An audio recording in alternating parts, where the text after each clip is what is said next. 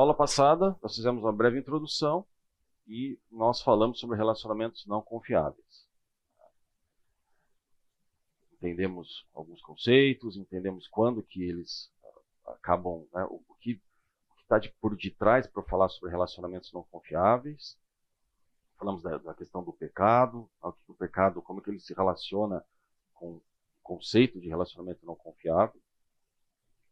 E hoje nós vamos tentar, obviamente com a ajuda aqui dos autores, né, do John e do Henry, nós vamos tentar responder essa pergunta. Por que atraio pessoas não confiáveis? Na última aula, eu apresentei a janela ou o modelo de Ohari. Né? Como tem algumas pessoas novas aqui hoje, principalmente você que não via na aula passada, já viram esse modelo, conhecem, já utilizaram, seja no trabalho, ou já leram algum artigo, alguma base? Lembrando, né, ele tem perspectivas, né, foram dois psicólogos que desenvolveram esse modelo. Né, as iniciais dos nomes deles, né, formam a palavra Johari.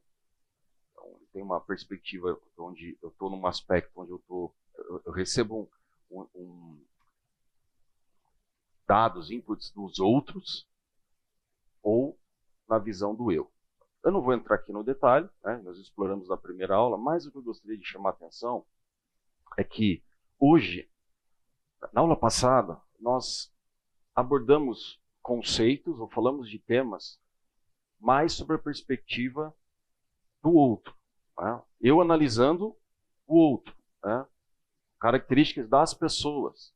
Eu estava numa posição onde eu analisava, nós.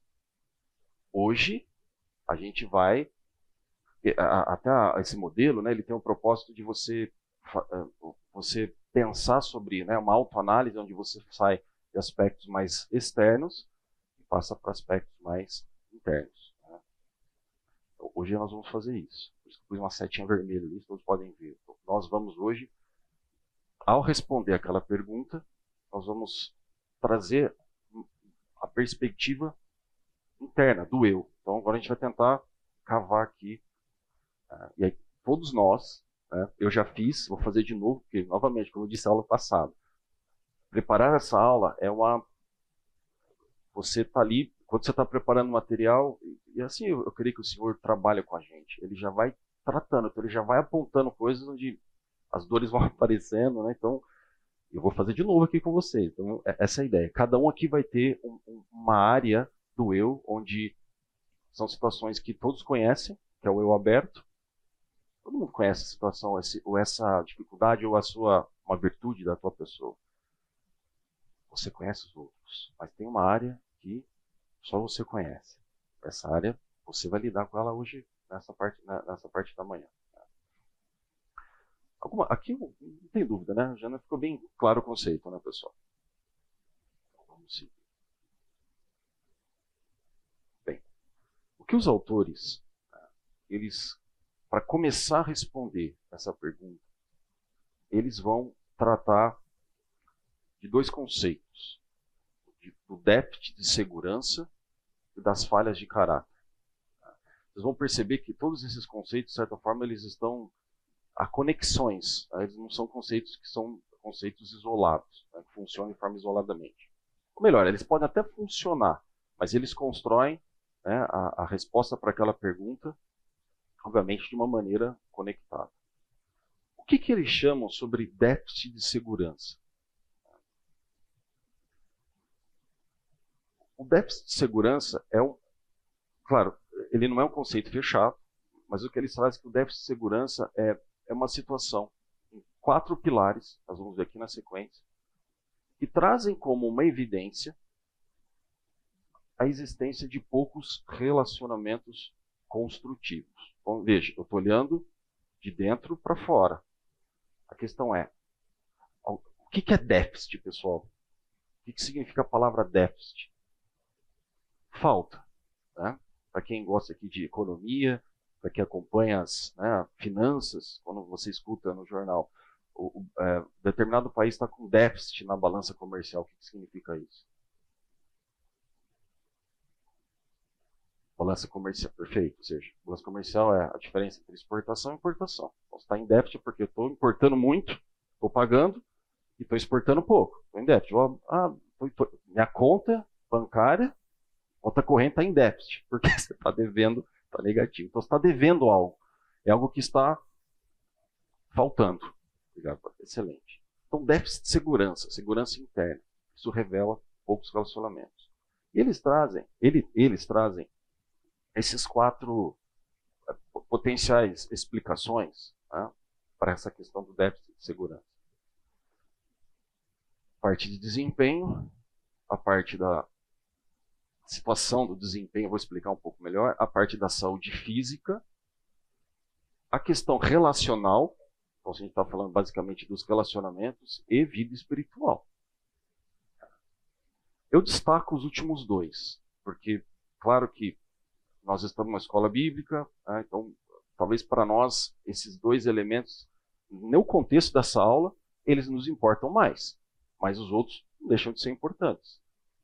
Quando eles falam sobre desempenho, na questão do déficit, é até a nossa produtividade. Tá? Produtividade no trabalho, nossa produtividade nos nossos relacionamentos sociais, tá? Nos estudos, aqui para os jovens que estão ou na escola, ou já estão na universidade. Qual que é o nosso desempenho? Né? Qual é o resultado disso? Há déficit nesse pilar? Ou não? Isso pode ser um alerta. Né? Veja, tudo isso, pessoal, é sempre conectado à questão dos relacionamentos. Ele vai falar, estou indo mal, estou com baixo desempenho em determinada atividade, isso tem a ver com, não sei, talvez uma alimentação. Pode ser, mas a gente está falando quanto isso se relaciona a ter relacionamentos construtivos. Porque, geralmente, as pessoas elas vão se conectando nesses elementos. Né? Então, por exemplo, desempenho, as pessoas vão se juntando, elas vão, né, uma coisa vai motivando a outra. Mesma coisa a saúde física. Tá? E aqui, claro, gente, a gente tem que ter muito cuidado, porque, obviamente, há pessoas que têm determinadas condições físicas muito delicadas. Então, por favor, não vamos fazer essa ponderação. Né? A pessoa tem que fazer determinados tratamentos, né? E, claro, isso pode minar um pouco alguns relacionamentos, né? Que demonstram também, né, um pouco quem você pode confiar que esteja ao seu lado. Mas, novamente, eu não estou falando dos outros. Eu estou falando do aspecto interno. Nós. Tá? É você olhando tudo isso daqui. Mas, quando nós olhamos os últimos 2, talvez esses conceitos, como eles se relacionam com esse déficit, ficam mais claros. Então, relacionamentos, base relacional, isso é muito, muito claro para todos nós já vimos na aula passada o quanto isso é relevante para a nossa vida cristã, e obviamente nós estamos falando de relacionamentos saudáveis, e a vida espiritual, ou seja, déficit em relacionamento, já é mais que nítido, que claro, a eventualidade de você ter relacionamento pouco construtivo. E a sua vida espiritual, né? Como você se relaciona com o Senhor, também pode revelar essa compreensão teológica. Tudo isso influencia na sua vida prática e pode demonstrar um déficit de segurança. Tá? Veja o que diz, e aí pegando os últimos 2, né, o pilar do relacionamento e da vida espiritual, olha o que diz 1 João 4,20. Para os que estão chegando, né, na segunda aula, a tentativa é sempre trazer, obviamente, um contexto bíblico para o que está discutindo. Afinal, né, estamos na escola bíblica. Isso, claro, quando não tem aqui no livro, eu procurei complementar. 1 João 4,20. Se alguém afirma, amo a Deus, mas odeia o seu irmão, é mentiroso. Pois se não amamos nosso irmão, a quem vemos, como amaremos a Deus a quem não vemos? Aqui eu chamo a atenção não para a questão do se eu vejo ou não vejo, contato, mas se eu julgo que eu tenho um relacionamento positivo com o Senhor, né, com Deus. Não existe déficit no nosso relacionamento. Mas eu odeio meu irmão, eu tenho algum problema com algum irmão. Ou seja, se eu estou aqui no pilar, vida espiritual, perfeito. fajuto a ler na Bíblia, estou, nossa, voando espiritualmente, né? Estou até escrevendo, né, devocionais, coisa e tal. Mas eu tenho um problema com meu vizinho, tenho um problema com meu irmão, tenho um problema com alguém que eu odeio. Nossa, a pessoa pode... Concorda que temos um problema aqui? Há um déficit, alguma coisa não está equilibrada, e aí isso pode revelar relacionamentos poucos construtivos. E aí quando eles vão, que nós vamos ver agora aqui, alguma dúvida aqui, algum comentário? Alguém queria, por favor, Wesley? Eu entendo que de fato possam existir poucos relacionamentos construtivos, tal, mas eu não entendi onde que a segurança entra nisso. Por que poucos relacionamentos construtivos ameaçam a segurança? A segurança de quem? É a minha? Sim. Você pode explicar um pouco mais? A segurança, mais para frente, Wesley, isso vai ficar um pouco mais claro. Não, mas é uma pergunta importante. Déficit de segurança, aqui a gente está falando de uma segurança na linha mais psicológica interna. Um déficit que eu possa ter, eventualmente, aqui dentro, que é um aspecto que só eu conheço, que os outros, eventualmente, não conhecem. E essa falta de segurança de me relacionar, se manifestando, eventualmente, em um daqueles temas, ocasionam pouco relacionamento construtivo. Porque a gente está aqui no aspecto do eu. Não sei se eu respondi o Wesley, mas lá na frente vai ficar um pouco mais claro. O que se está dizendo que é um relacionamento construtivo? O que significa exatamente isso? Se eu pensar o inverso de déficit. Déficit a gente viu que é a falta. O inverso seria o quê? A palavra superávit. Então, um relacionamento construtivo, ele agrega. Eu não perco, eu não entro numa situação de déficit. É que aqui agora a gente está brincando com as palavras.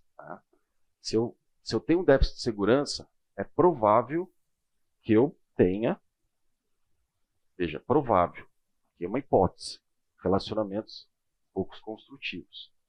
Se eu tenho um superávit de segurança, ou seja, eu consigo lidar bem com aqueles 4 pilares, a tendência é que seja o oposto. Eu tenho um superávit no meu relacionamento. Então, assim, tenho relacionamentos... A gente não está dizendo que não existam dificuldades, mas eu tenho relacionamentos que me agregam. São relacionamentos equilibrados, seja com amigos, seja com irmãos em Cristo, seja com a minha família. É um pouco essa... Né? Eu amo a Deus e eu amo o meu próximo. Eu consigo, né, lidar bem com isso. Segurança que causa poucos relacionamentos. Exatamente. Bem, perfeito. Déficit, a causa, esse é o tema, é o problema, é a discussão e a consequência no eventual déficit de segurança apresentado, a princípio gera relacionamentos pouco construtivos. Okay? Mas os autores... Não sei se faz sentido, mas pensando na causa-efeito, essa falta de segurança teria a ver com o fato de eu não ter segurança em Deus ou em outros aspectos mais profundos, eu me sujeito a ter relacionamentos não construtivos, talvez para ser aceito, para buscar uma segurança que não deveria estar nas pessoas, mas em Deus e até na minha própria segurança, não financeira, né, mas sim, psicológica. Sim. Nós vamos ver isso na sequência. Está perfeito. É isso, nós vamos ver isso na sequência. Eles aprofundam, pegando o teu gancho, aproveitamos para seguir, eles se aprofundam mais, obviamente, aqui eles estão... eu gosto desses autores porque eles começam uma visão mais macro, panorâmica, depois eles vão, né, se aprofundando, uma visão mais micro. Hoje eu estou usando muito termos, saudade da faculdade, né? Macro, micro, déficit, parar com isso, mas vamos lá. Eles vão falar de falhas de caráter. Então nós vamos ver algumas falhas de caráter, tá? Então, novamente, não é do outro, é a minha falha de caráter. Tá? E aí, tentando esmiuçar esse conceito do déficit, como vocês bem colocaram aqui, e vai ficar um pouco mais claro, tá? Até o que você comentou, sobre eventuais dificuldades, eventuais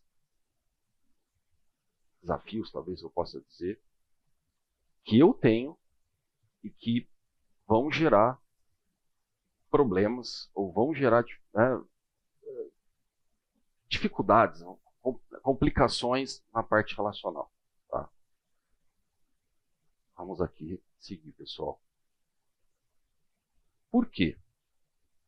Nós vimos um pouco na aula passada a questão da capacidade de avaliar as pessoas. Né? Lembra que nós falamos, qual passagem bíblica nós citamos, para quem veio? Quem que vai lembrar quando nós falamos Davi? Obrigado, João. Davi. A escolha, a eleição, né, de Davi como rei de Israel. Nós vimos um pouco como foi aquele contexto.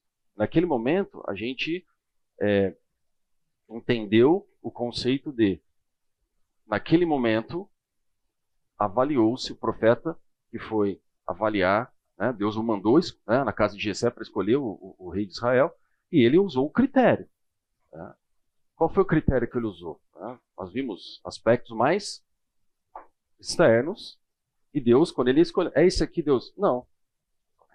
Como não? O mais velho. Lembra? O Wesley ainda trouxe a questão da primogenitura, que era um elemento muito forte judaico. Né? Então, primogênito. Né? Não. Até que confirmou-se quem? Aquele que estava lá no campo. Né? O pastorzinho, coitado, nem veio, né? Nem foi trazido talvez na casa. Porque Deus tem outro critério. Então, mas naquele momento, novamente, nós estávamos falando da capacidade de avaliação externa. Agora a gente está falando da conexão disso, mas trazendo para o âmbito interno. Nossa falha de caráter. Né? Talvez, será que o profeta naquele momento fez essa reflexão? Poxa vida, eu fui cair na cilada, né? Fui logo ver o mais bonito, talvez o mais forte, o primogênito. Já utilizei aquele critério de escolha. Deus não se importa com isso. Não está dizendo que a questão não é se você é o primogênito mais bonito ou mais forte. Não é esse o ponto. Mas Deus, ele atravessava uma camada de análise ali que ele não enxergava. Lembra da janela, né? Funciona muito bem aquela metodologia. Então, há uma capacidade, há uma conexão muito forte entre as nossas falhas de caráter, com a capacidade de avaliar as pessoas, mas aqui eu vou falar outra coisa. As falhas de caráter, muitas vezes, elas minam a nossa capacidade de autoanálise, de autoverificação. Vamos ver aqui algumas. Talvez vai ficando um pouco mais claro, a gente falou no primeiro slide. Vou controlar o tempo, que eu achei que no primeiro slide a gente ia rapidinho, mas assim que é bom. A gente tem que, é realmente isso. Não, mas é isso o mais gostoso. Senão, né, a gente passa aqui e... Vamos lá, gente. Participação é muito bem-vinda. Então, uma falha de caráter, vamos dizer assim, uma dificuldade. Medo de confrontação. O que seria o medo de confrontação? Incapacidade de confrontar. Confronto, conflito. Só tem receio, tem medo. Não gosta. Isso revela, como o Wesley perguntou, Fábio. Obrigado, Fábio. No começo, revela um cenário de insegurança. Por que você tem medo do confronto? Não é guerra aqui. Não estamos falando de guerra, estamos falando de confronto. Confronto de ideias, confronto de princípios. Isso pode revelar alguma coisa que aqui dentro não está equilibrado, para você ter medo disso. E pessoas que têm medo de confrontação acentuado, elas muitas vezes se sujeitam a situações, elas acabam aceitando, convivendo com determinados comportamentos que são destrutivos ou agressivos. E com certeza alguém já ouviu pessoas que relacionam, a pessoa fala, essa palavra foi cunhada, não é cunhada não, mas ela tem escutado muito, né? Relacionamentos tóxicos. Né? Escuta muito isso, a mídia, ou até lê algumas coisas. Mas pensando em situações, N situações, onde você tem um relacionamento abusivo. Talvez esse relacionamento abusivo, ele possa, é muito complexo, gente, com todo cuidado. A gente está navegando algo, né? Claro, não sou especialista, acho que a gente precisa tomar muito cuidado quando a gente fala, mas talvez tenha surgido no desequilíbrio de uma das pessoas desse relacionamento. Eu não estou falando só entre casais, pode pensar isso no âmbito da amizade, no trabalho, alguém que não, em algum momento não soube confrontar determinadas situações. Isso é algo que, esse medo que pode explicar esse déficit de segurança, essa insegurança, né, revelando uma determinada falha de caráter. Imagina os relacionamentos que essa pessoa tende a ter. Olha o que diz Provérbios 29 e 25. Temer as pessoas é uma armadilha perigosa, mas quem confia no Senhor está seguro. Ou seja, temer aqui, na minha leitura, é algo profundo. Uma coisa é o respeito, tá? Respeito àquela pessoa. Você tem amizades, né? Tem níveis de relacionamento. Mas temer alguém, né? ter o medo de alguém, isso é uma armadilha. Em algum momento você pode estar sujeito a um tipo de comportamento e chega um ponto que aquilo explode. Né? Causa várias situações muito complicadas. Quer ver outra falha de caráter que nos ajuda a compreender esse contexto? Perfeccionismo. Alguém aqui conhece alguém? Já conviveu com alguém? Não vou nem perguntar, né? Você sabe qual pergunta eu faria, né? Mas como nós estamos falando do eu, mas alguém já conviveu com alguém perfeccionista?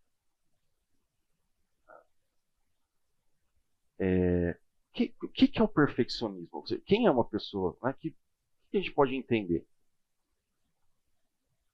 O perfeccionista, ele apresenta uma tendência muito acentuada de obstinar-se em fazer coisas com perfeição.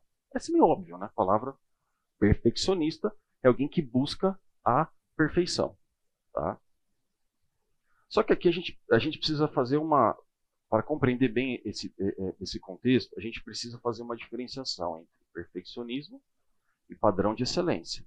Até porque aqui na fonte, nós todos, né, seja todo o corpo, né, dos pastores, colegiado, diáconos, bispos,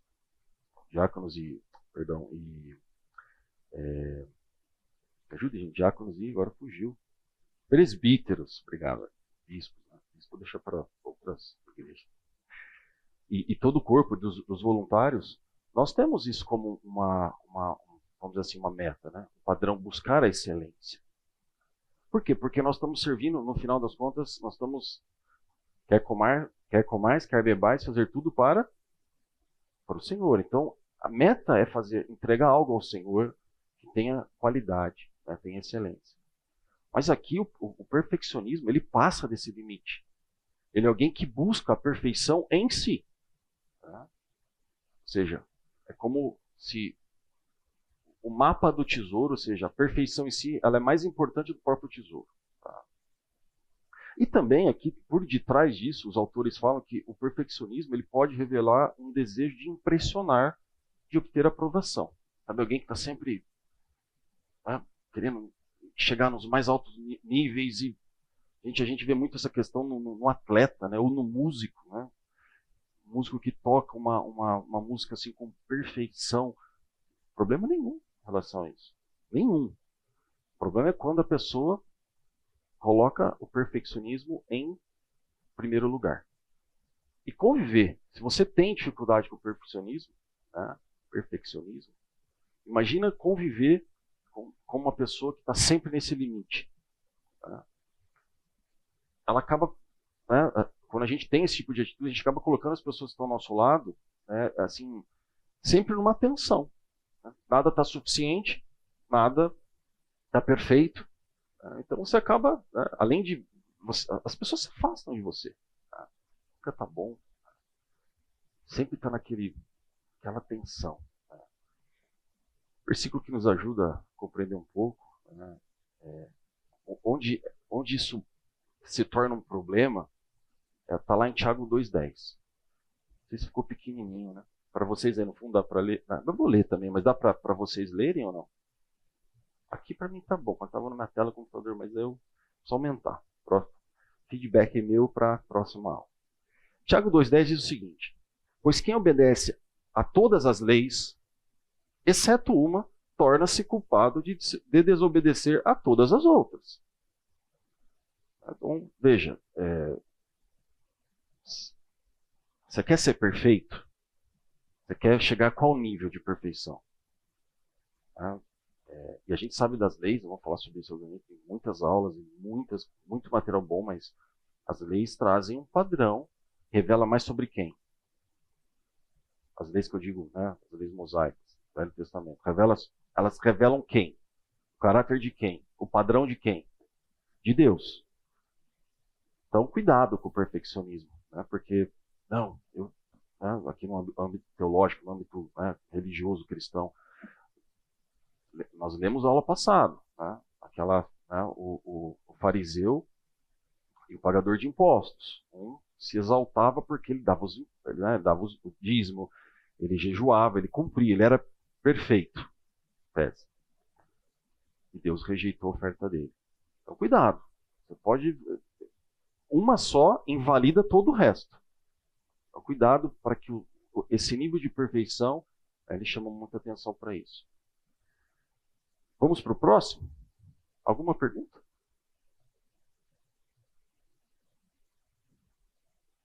Necessidade constante de ajudar. E aqui precisamos também tomar um cuidado, porque nós não podemos ter a conclusão aqui da ajuda, né? Assim, novamente, nós cristãos, nossa cosmovisão cristã, ela pressupõe o auxílio ao próximo. Isso é um dos fundamentos da nossa fé. Amai o teu próximo como? A ti mesmo. Então, o Novo Testamento, então, ele é forrado de, vamos dizer assim, exemplos da necessidade que nós temos em ajudar. Mas existe uma palavra aqui que muda um pouco essa compreensão. Qual seria? Vamos ver se vocês... Nessa frase aqui. Por quê? Acertaram. Perfeito. Constante. Constante demonstra, ou seja, né, denota algo que é frequente.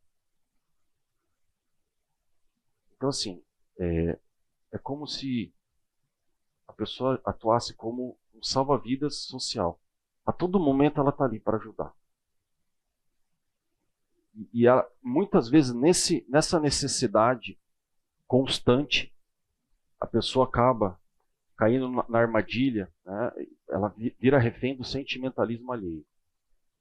Isso é complicado, porque o sentimentalismo, ele é algo, vamos dizer assim, é o contrário de alguém que demonstra maturidade no amor. Ajudar o próximo é um dever nosso, mas ele tem formas equilibradas de serem feitas. Então, às vezes as pessoas, quando a necessidade né, a pessoa que tem a necessidade constante de ajudar, né, pessoas que acabam sendo, que têm um déficit de segurança, isso gera uma relação muito desequilibrada, porque você está a todo momento dando, ajudando, aquilo parece que vira um vício. Mas até para ajuda existe uma forma equilibrada de ser feita. Tá? Se a gente olha Gálatas 6:2, talvez a gente possa compreender melhor o que os autores eles trazem como né, dentro do conceito de falha de caráter. O que diz Gálatas 6:2? Ajudem a levar os fardos uns dos outros e obedeçam deste modo a lei de Cristo. Não está falando ajudem a levar, ou seja, o fardo dos outros, somente dos outros, uns dos outros, ou seja, existe uma troca, existe um equilíbrio entre eu vou ajudar, mas tem momentos em que eu preciso parar, tem momentos onde eu vou ser ajudado e a gente vai se equilibrando no nosso relacionamento. Tá? A próxima falha de caráter, quando eu estava depois revisando o material, eu falei, se juntar essa falha, se juntar esse déficit com o que vem pela frente, você imagina como fica essa relação. Papel de vítima. Tá? eu gostei bastante de como os autores foram construindo, né? Porque primeiro eles vão trabalhando o conceito para, né, desmistificando ou até mesmo te deixando na página, no conteúdo correto, para depois trazer a explicação. Gente, importante aqui. Ser vítima e agir como vítima. Tá? A pessoa que é vítima, né, ou seja, imagina uma situação onde alguém possa se tornar uma vítima. Posso pensar em diversas. Sei que pode ser muito simplórico, mas vítima é vítima, ou seja, ela sofreu um acidente, é uma vítima. Ela sofreu um abuso, qualquer dimensão, é uma vítima. Tá? Você percebe, você vê qual a evidência disso. Poxa, você vê o resultado, né, do ser vítima. A pessoa, de repente, teve algum tipo de lesão corporal, algum tipo de lesão social, algum tipo de lesão emocional. Vocês concordam que é fácil identificar? O tema aqui é a pessoa que age como vítima.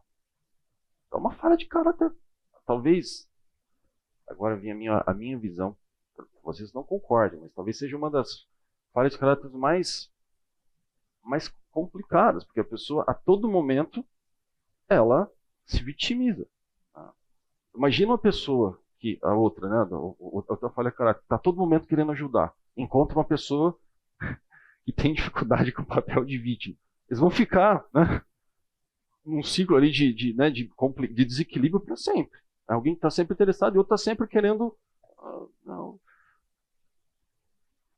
Ou seja, o papel de vítima, a pessoa que demonstra isso, ela tem um comportamento. Sempre se vê como uma parte afetada. E principalmente não assume responsabilidade. Já falamos um pouco sobre isso.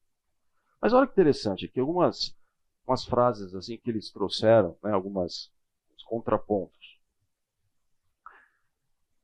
Uma pessoa que né, quando nós temos às vezes nós estamos do lado esquerdo e às vezes do lado direito, tá, gente? Talvez você possa lembrar de alguma situação que você tenha passado. Espero que do lado direito, mas do lado esquerdo também acontece. Então, assim, eu agi em resposta à sua conduta. Cara, eu reagi. Você falou usou palavras duras ou palavras, né, você teve uma conduta agressiva, eu respondi na mesma moeda, né, tipo, eu quero saber o que aconteceu com você. Diferente da pessoa falar, realmente, aquilo que eu não me importo com o que você fez, mas eu não tive domínio próprio. Então eu acabei usando de uma força excessiva, isso teve certas consequências. Veja a diferença. Eu tive de versus eu quis. Não, eu quis fazer. Eu fiz. É diferente. Não, eu tive que fazer, porque o porquê já demonstra essa vitimização. Gente, a gente, na prática, claro, esse tipo de situação tende a ser um pouco mais complexo. A gente só está aqui dando exemplos simples para o conceito ficar mais fácil de ser gravado. Claro que você pode ter explicações, situações, é razoável você usar eu tive de fazer aquilo por conta de uma situação, foi minha escolha. Aqui é para dizer assim, a diferença entre a pessoa que parte de um papel de vítima sempre, ao invés de não, foi eu que fiz, foi a decisão minha. Olha o final aqui, ó. Esse aqui é o exemplo deles, tá? Agora eu trabalho nessa área, olha que bacana. O contador atrasou minha declaração de imposto de renda, eu recebi uma multa. Ou você trabalha na empresa, poxa, não consegui enviar um relatório, porque a pessoa que precisava da informação de tal pessoa, ela não me passou. E eu não entreguei. Mal sabem que aquela pessoa pediu, né, ou seja, você entregou as informações que precisavam ser entregues no tempo correto para o teu contador, mantendo aquele exemplo? Não. Então, amigo, não tem como. Não tem como. Assim, você não cumpriu com o teu prazo. Então, olha como poderia ser a visão aqui. Olha, eu entreguei a minha declaração de imposto de renda atrasado e paguei uma multa. E sabe por quê? Porque eu não consegui entregar no tempo devido às informações que me foram solicitadas. Então, como consequência, eu estou pagando a multa. Vejam a diferença. Tá? Então, a pessoa, essa falha de caráter, quando ela se torna crônica, vira um problema enorme. E quando você identifica isso, você ou né, até no outro, embora não seja o foco da nossa lição, vocês concordam que isso se torna um problema? Como que isso, num papel de vítima, como que a gente pode enxergar isso num relacionamento? Alguém que sempre está se vitimizando, sempre está... Não, são os outros que têm um problema, eu não tenho. Isso aconteceu porque alguém trouxe tal situação. Fica claro para a gente aqui, não. Agora, para nós fecharmos essa parte das falhas, né, déficit e das falhas de caráter, a combinação desses dois conceitos, ou desses dois contextos, para tentar responder a pergunta.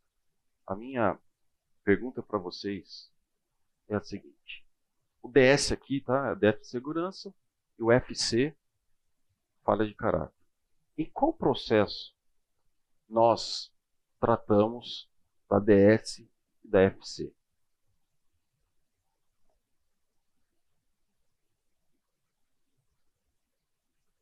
Pensem numa vida, pensem aqui sobre o aspecto espiritual, uma vida devocional com Deus.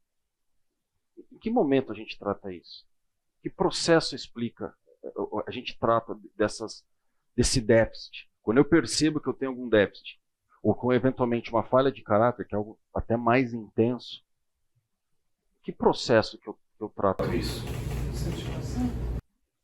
Qual é o seu nome? Denis? Ou você entrou aqui no meu computador e viu a resposta, ou eu prefiro crer que você realmente entendeu. Bom, processo de santificação. Que é um processo que começa após qual? Outro processo? Salvação. Pensando aqui, salvação igual a justificação. No momento que eu sou salvo, sou justificado. A partir dali começa um processo de santificação. Quanto tempo dura esse processo?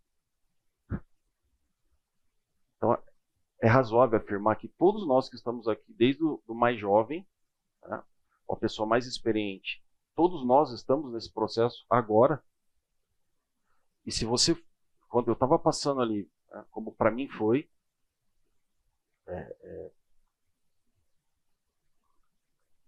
essa identificação do eu, nessas falhas, nesse déficit, posso acreditar que muitos aqui possam ter esse sentido, tenham tido alguma familiaridade com um desses itens,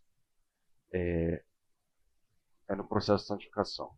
Eles são tratados diretamente pela Bíblia. Tá?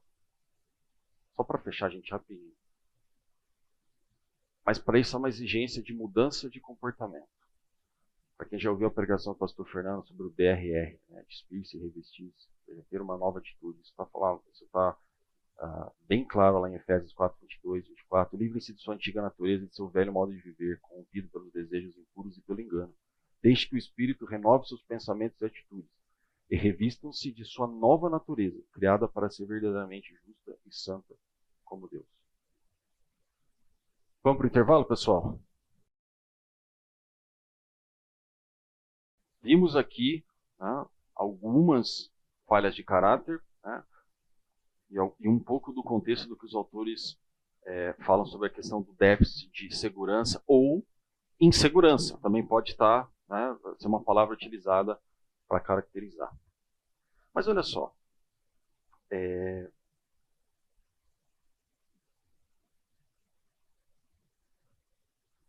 eu já identifiquei que eu possa eventualmente ter alguma dificuldade, alguma insegurança. Existe algum déficit naqueles pilares. Talvez no meu relacionamento com Deus, talvez no meu relacionamento com o meu próximo, talvez sobre algum aspecto, que alguma falha que eu consigo identificar.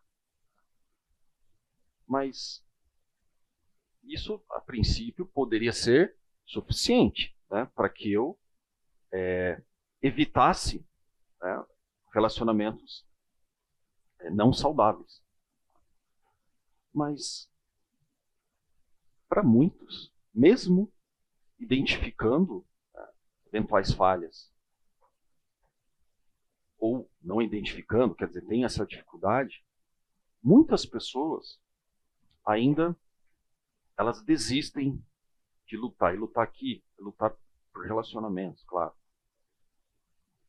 Por que mesmo assim, mesmo tendo esse autoconhecimento, por que eu ainda tenho dificuldade em encontrar boas amizades? Alguns até evitam encontrar, ou ficam pulando de igreja em igreja, né, constantemente, né, ou até evitam encontrar algum tipo, o tipo certo aqui, gente, depende, não, claro, né, do prisma de cada um, mas vamos pensar o certo na linha de uma igreja saudável, uma igreja que prega o evangelho, né, de forma, né, saudável. Ou porque algumas pessoas preferem o isolamento.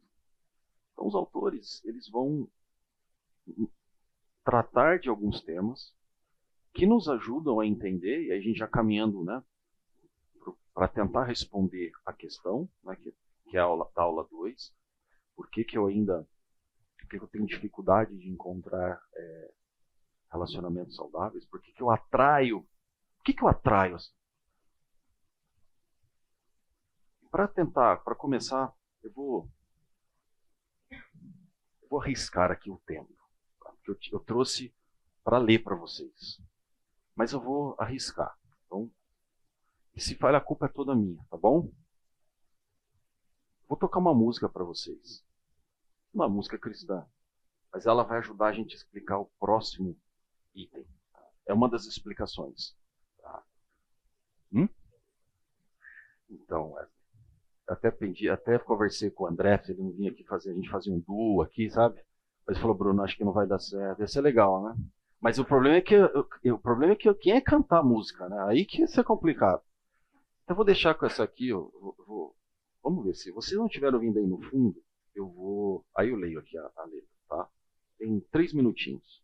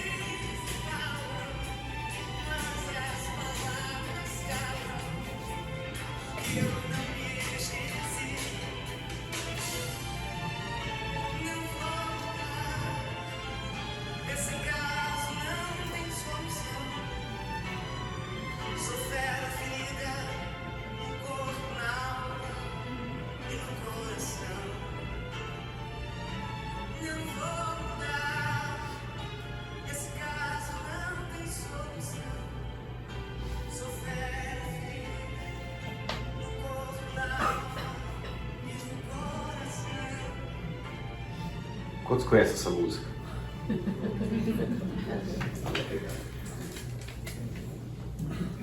Bem, essa música ela não é da Maria Bethânia, né? Ela é de autoria do Roberto Carlos e do Erasmo Carlos.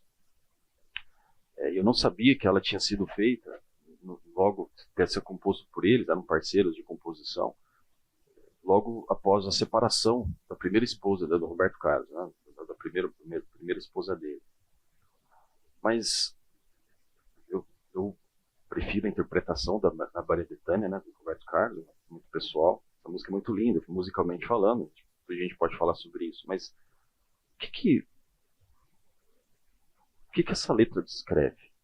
Que situação essa pessoa, claro, a gente sabe o contexto, mas nós não sabemos, o que descreve essa música? Uma pessoa dessa, ela está em que situação? Obviamente ela está falando de alguém aqui, dá para entender que é um relacionamento amoroso, né?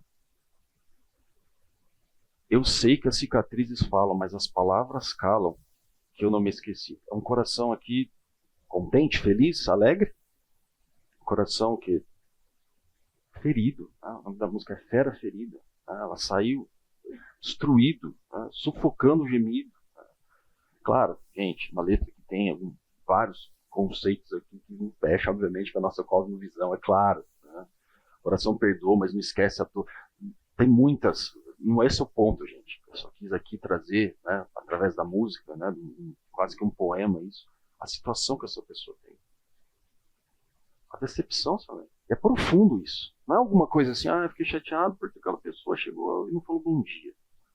Aqui é algo muito, é algo que é um coração despedaçado, um coração partido, um coração que perdeu a capacidade de confiar, né, de necessitar e eventualmente de buscar um relacionamento. É um animal, né, é um animal ferido, né, e que diz, eu não vou mudar, esse caso não tem solução.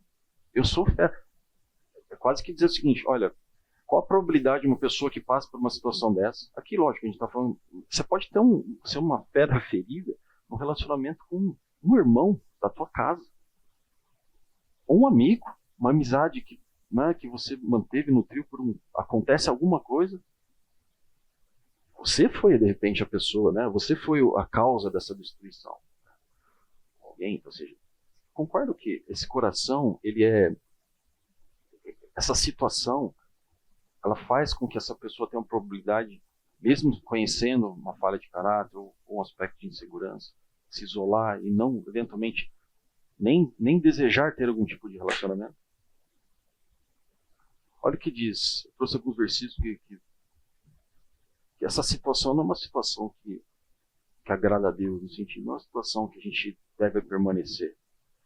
Diz em Salmo 147:3, ele cura os de coração quebrantado, enfaixa suas feridas. Quebrantado aqui, a minha humilde compreensão, sem obviamente aqui nos recorrermos à terminologia no original, mas aqui para mim não é o quebrantado no sentido, quando eu venho a Deus de coração quebrantado, de coração humilde, aqui é coração ferido. Até porque ele fala, ele enfaixa suas feridas. E aqui, obviamente, o conceito da causa da ferida está aberto. Tá? Provérbios, o riso pode esconder o coração aflito, mas quando a alegria se extingue, a dor permanece. O coração não só está partido, como a pessoa esconde ainda. Né? Então tem um riso, está tudo bem, mas será? Provérbios 17:22. O coração alegre é um bom remédio, mas o espírito abatido consome as forças. Uma pessoa com esse coração dessa situação desfacelado, ela vai ter uma dificuldade muito grande em ou ser um relacionamento, ofertar um relacionamento saudável, ou até mesmo buscar, ela nem quer. Outra explicação que eles... E é legal no livro, tá? É muito bacana, eu vejo muita gente que está interessada. Compre que é muito bacana. Eles dão exemplos reais de pessoas que, né, para cada um desses temas, ele dá exemplo de pessoas que buscaram tratamento com eles, né, e o contexto disso. Relacionamento, vários outros. Pessoas até com, eventualmente, depressão. Ele vai puxando. Estava falando com a Aline agora aqui no intervalo, né? pouco, e aqui a gente está nessa área, né? Não só do coração partido, mas em relação a tudo que vem pela frente, né?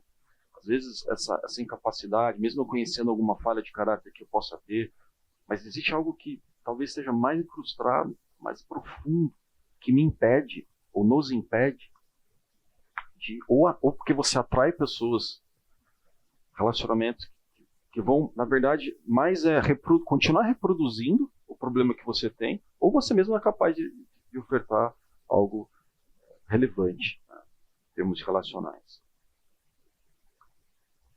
Algum comentário aqui, pessoal?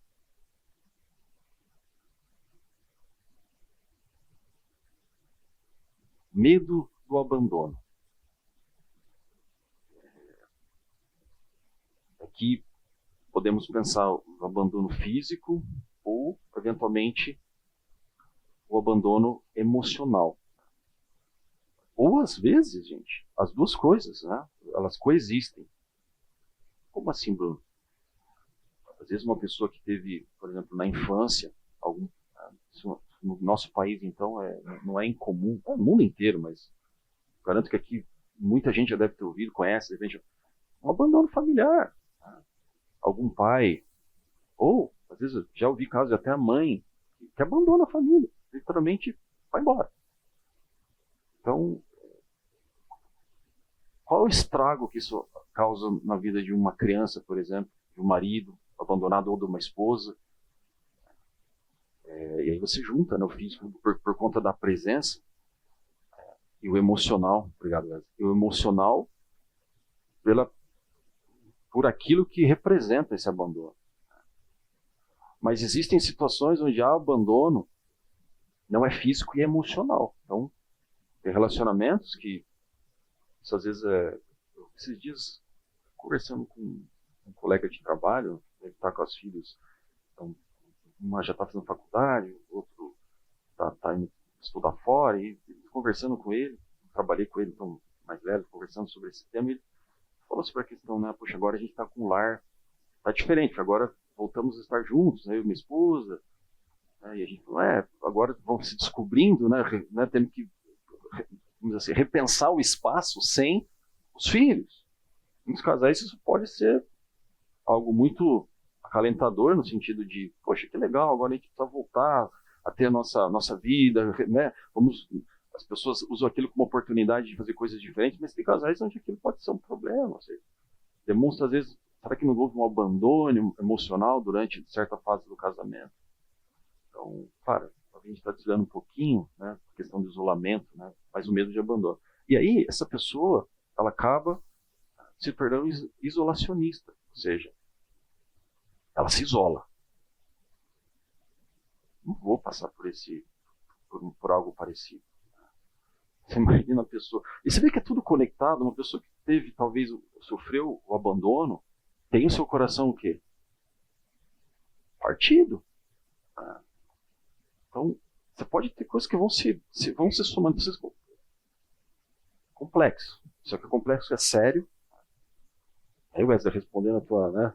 No começo você falou, né, quando a gente mostrou a frase, isso aqui é pesado, porque é algo que ele está escondido, talvez, no profundo do teu ego, do teu ser, do teu eu. Precisa ser tratado. Tá? Porque quem vive isolado se preocupa apenas consigo e rejeita todo bom senso.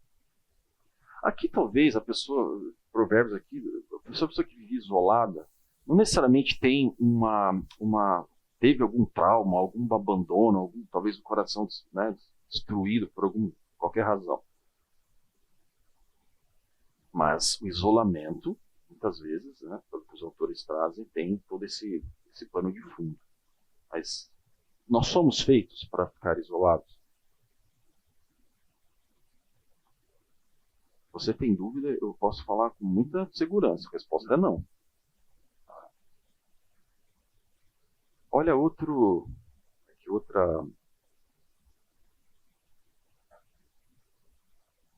vamos dizer assim, outro item, né, que esse é um tema que eu tirei desse livro aqui, ó.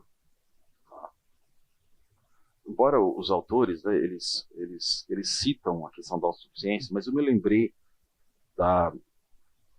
tem me chamado a atenção quando nós usamos esse livro numa coinonia que eu participei. Ele estava logo no primeiro capítulo.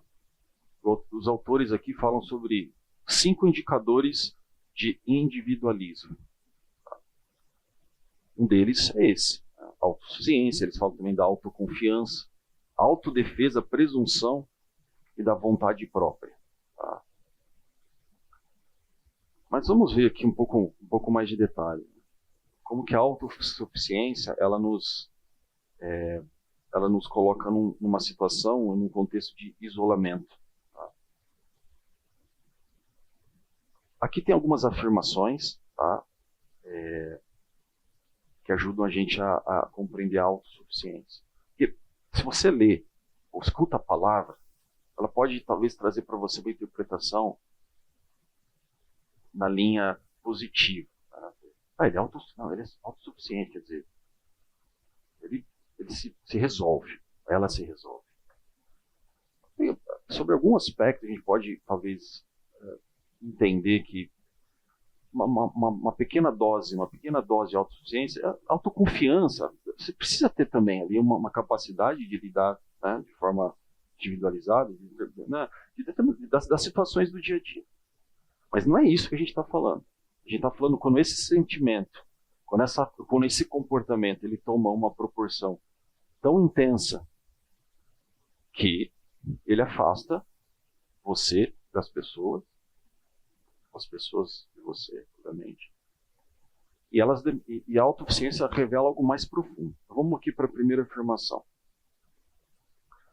Outras pessoas podem considerá-lo um bom cristão, mas poucas pessoas o conhecem de verdade. Esse foi essa perspectiva nós trabalhamos na primeira aula, né? Principalmente usando aquele modelo de Johari, né? Onde, não sei se vocês se recordam que as pessoas não confiáveis, elas têm a tendência de contar, né, os seus segredos, né, de revelar segredos que você eventualmente, né, não era o termo que se usava fofoqueiros, mas que revelam, quando você confia em alguém, essa pessoa fala, conta segredos, né, confessa, às vezes eventualmente até confessa pecados, né, confessar esses pecados uns aos outros. Creio que vocês têm 1 ou 2 pessoas, não dá para ter 50 pessoas de confiança ao ponto de você ir lá se abrir com ela. Mas será que as pessoas te conhecem de verdade? Obviamente, conhecer aqui não no padrão de Deus. Tá? Por favor, gente. Quanto que você cria, quanto que nós criamos, né, essa barreira, esse escudo, e esse escudo é explicado pela autossuficiente. Você é um bom cristão, mas as pessoas conhecem você de verdade. Nível de intimidade você tem, ao ponto de poder se revelar. O quanto lá da janela que você deixa que os outros conheçam de você. É uma provocação que os autores fazem. Então, dizendo aqui para você também, precisa tomar cuidado. Mas aqui a gente está falando do isolamento, né, da distância, do individualismo.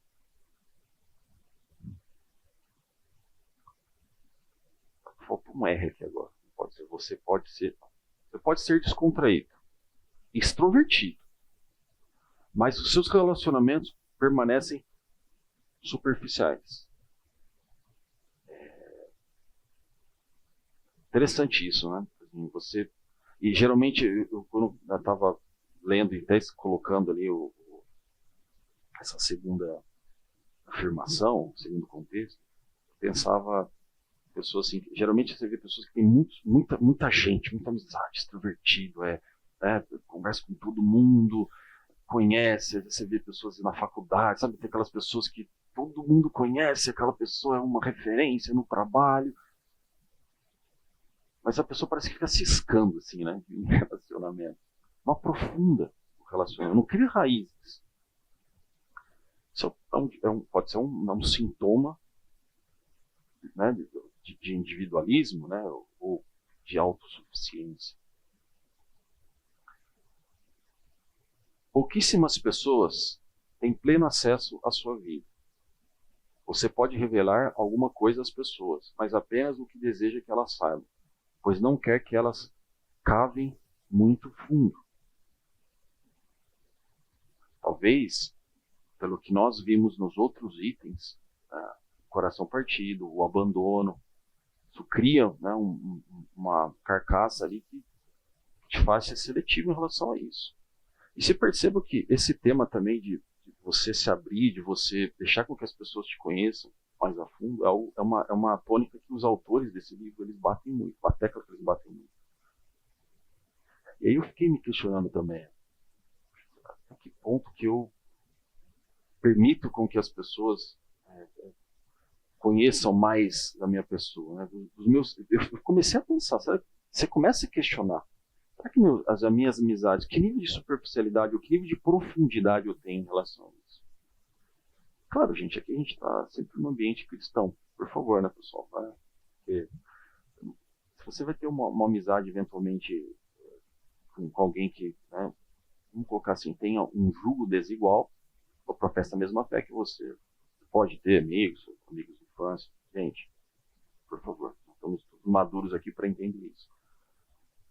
Mas no âmbito de você confessar um pecado, no sentido de abrir uma dificuldade que você tem na sua vida espiritual, na sua vida familiar, você concorda que o nível de amizade, o nível de relação é outro? É bem mais profundo? Então é salutar que a gente tenha isso. A gente já viu em pregações, né? Posso me recordar de alguns, um bom amigo, né, que nos socorre. Você tem alguma pessoa em que você possa realmente ligar no meio da noite e se abrir? O contexto deles aqui, novamente, é na autossuficiência. Não, eu me basto, eu não preciso disso. Tá? Então, sabe, você cria uma barreira. Quando você cria uma barreira, você cria um elemento de isolamento. Tá? E aí a questão, né, que a gente estava conversando era, isso revela algo mais profundo. Por que eu faço isso? E o último aqui, ó. Você tende a medir o crescimento espiritual pela quantidade de conhecimento que já adquiriu. Vou ler de novo para a gente e vou fazer a pergunta. Você tende a medir o crescimento espiritual, o seu crescimento espiritual, pela quantidade de conhecimento que você já adquiriu. O que vocês entendem com relação a essa última afirmação?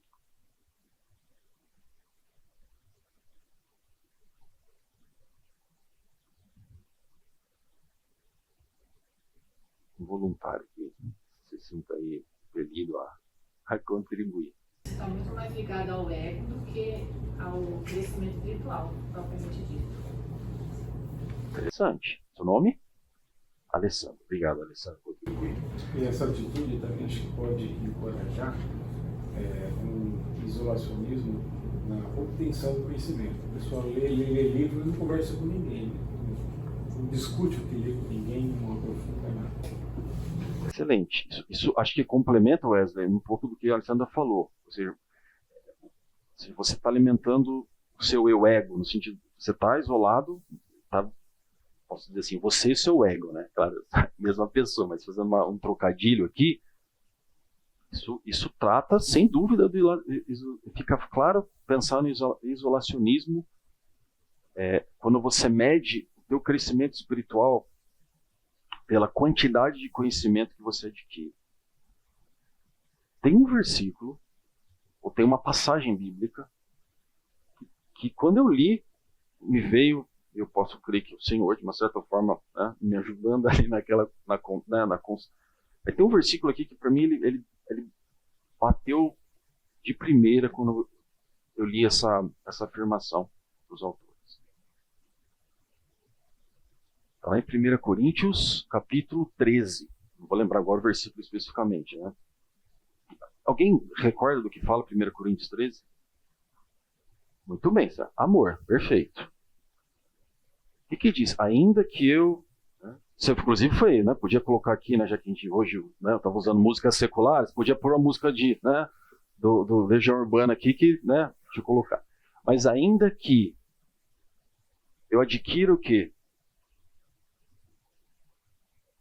Ainda que eu adquira todo o conhecimento do mundo e não tiver o quê? Adianta alguma coisa? Então, assim, veja, vamos fazer uma pausa aqui para desmistificar. Vamos fazer uma pausa para a gente ter uma correta compreensão. Não estamos afirmando aqui, tampouco os autores, que você não deve e não pode adquirir conhecimento, aumentar o teu conhecimento. Você deve, obviamente, crescer em leitura da Bíblia. Você deve crescer em leituras cristãs. Você pode ler clássicos da literatura, que obviamente muitos deles beberam da fonte do cristianismo. Isso vai, obviamente, é uma medida de crescimento espiritual, mas não tenho dúvida disso. O problema é quando você tende a medir o teu crescimento somente através da quantidade de conhecimento que você adquiriu. E aí entra o que a Alessandra e o Wesley colocaram. A não ser que você goste de talvez você aprenda mais quando você tem um estudo coletivo. Eu acho difícil isso, né? Geralmente você se tranca ali para estudar e tudo mais. Então, assim, olha o elemento de isolacionismo. Quando você exagera na dose, isso traz um sentimento de autossuficiência. Eu não dependo dos outros. Eu adquiro meu próprio conhecimento. Não vou ouvir o pastor falar, ou aquele irmãozinho. Tem limites para o autodidatismo. Exatamente. Veja que, né, Deus deixa muito claro, os autores vão perpassar por isso, que a vida em comunidade, a vida relacional, ela importa, tá? Ela é relevante. E caminhando aqui para o final, pessoal, mais um. Anorexia espiritual. Alguém já ouviu falar desse termo? Ou nessa conjuntura aqui? Citando aqui o novíssimo Aulete, né, um dicionário contemporâneo ali no português. Anorexia é um problema de saúde muito grave, né? Então tem que ser tratado assim, quando ele toma certas proporções, ele realmente é muito delicado. Então, o que significa anorexia? Anorexia nervosa, tem vários, eu não sei se tem algum médico aqui, algum psicólogo, psiquiatra, mas é um tema bastante complexo. Mas anorexia, a definição da palavra, né, um termo médico, fala perda ou ausência de apetite, inapetência. Quando eu coloco anorexia aqui ao lado de espiritual, o espiritual, né, esse adjetivo, ele categoriza a palavra, não é qualquer anorexia que a gente está falando aqui, é sobre o aspecto, sobre o ponto de vista espiritual. Ou seja, uma pessoa que perdeu o apetite espiritual. Sim. E aqui, sobre dois principais aspectos que a gente vem falando nessa aula inteira. Primeiro, relacionamento com Deus. Se você tem problemas no seu relacionamento com Deus, o relacionamento com o próximo já sai comprometido de largada. Tá? Lembra lá do começo da aula, quando a gente falou sobre o déficit, né? Quais eram os pilares? Né? São 4. Né? A questão de produção, de desempenho, saúde física.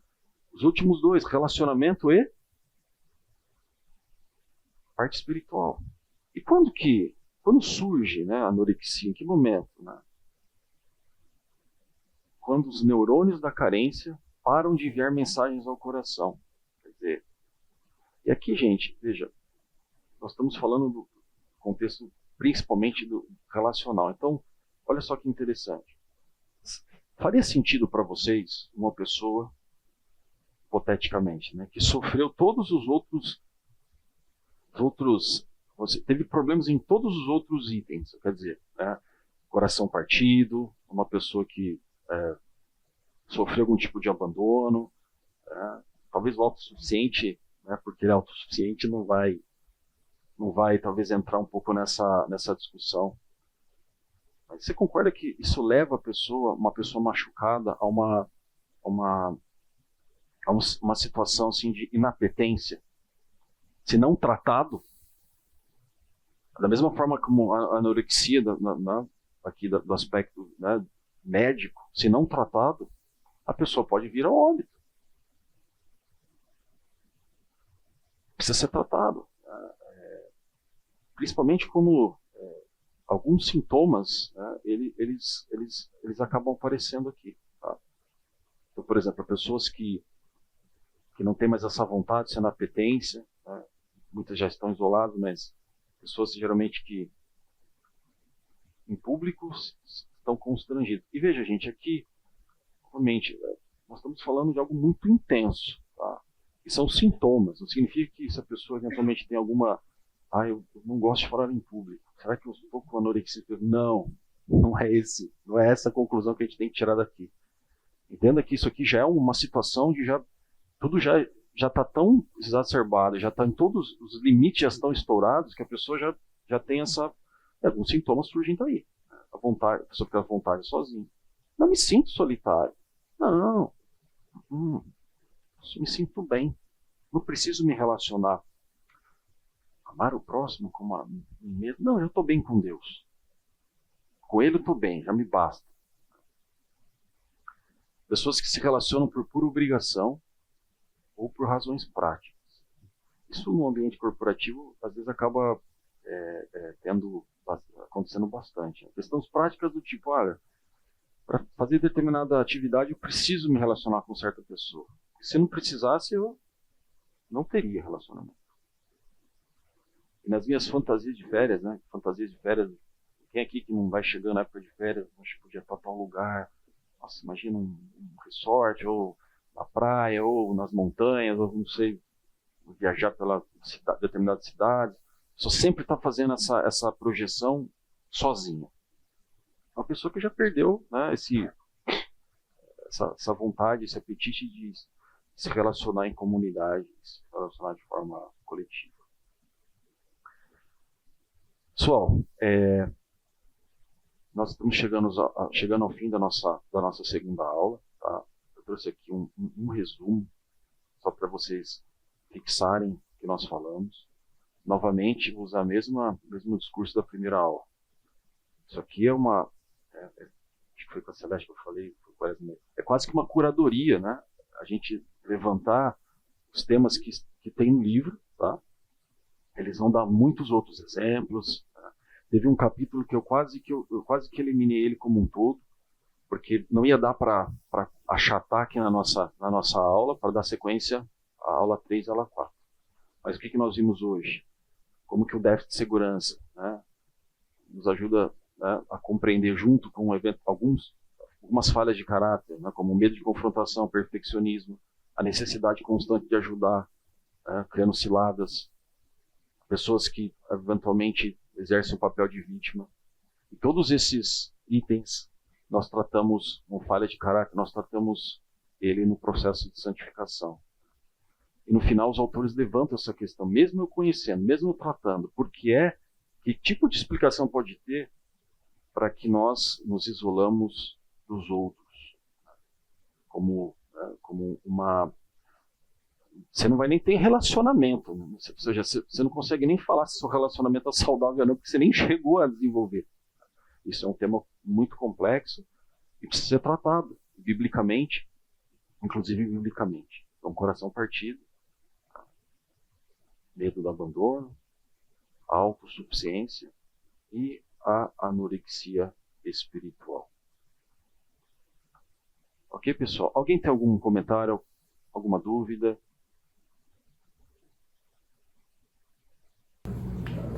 O título que você colocou na aula, né? O que atrai os relacionamentos não confiáveis? Atrai pessoas, né? O que as pessoas veem? Se elas veem isso em mim, por que elas se chegam a mim, então? A atração não seria isso? Olha, é uma boa pergunta. Uma possível resposta é porque talvez elas, Wesley, também tenham as mesmas dificuldades e falhas de caráter. Então isso faz com que aqui a gente está olhando do aspecto do eu. A aula é sentada no eu. Isso aí é tudo eu. Exato. Agora, por que se o meu eu é assim, por que outras pessoas querem chegar a mim? Na mesma condição? Talvez por ter a mesma condição, talvez porque a combinação de determinadas falhas ou dificuldades ou déficit é uma combinação bombástica, ao ponto de eles se retroalimentam, como era, por exemplo, o papel de vítima, e a pessoa que tinha dificuldade está toda hora querendo salvar o mundo inteiro, um salva-vida social. Isso é uma das explicações. E outras, a gente viu que ajuda também a compreender isso. Na minha concepção, é o que nós vimos na primeira aula, né? O pecado, ele é capaz de fazer essas conexões entre... Eu consigo compreender a tua percepção, no sentido, é fácil quando você observa alguém assim, você se afastar dela. Mas esse é o que os autores vão trazer. Nem tudo é tão, talvez, simples, ao ponto de você observar e talvez afastar aquela pessoa. Mas pelo contrário, alguns acabam atraindo.